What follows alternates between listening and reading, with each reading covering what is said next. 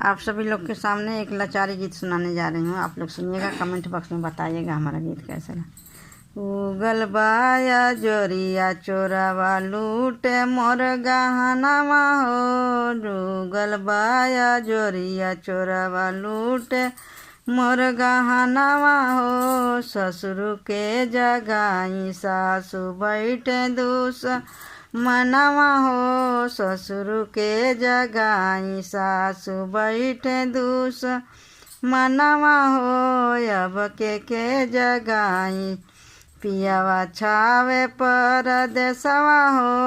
अब के जगाई पियावा छावे परदेसवा हो। उगल बाया जोरिया चोरावा लूटे मोर गहनावा हो। उगल बाया जोरिया चोरावा लूटे मोर गहनावा हो। जेठ के जगाई जेठनिया दूस मनवा हो।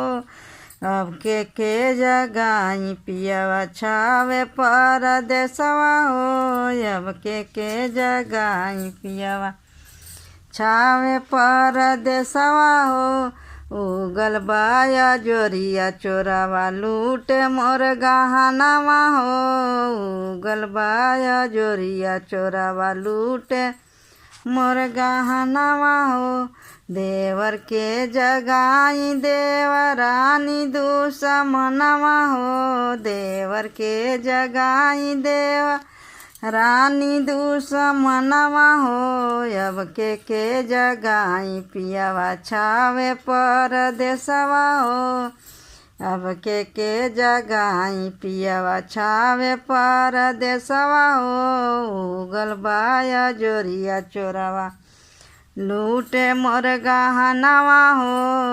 उगल बाया जोरिया चोरावा लूटे मोर गहनावा हो।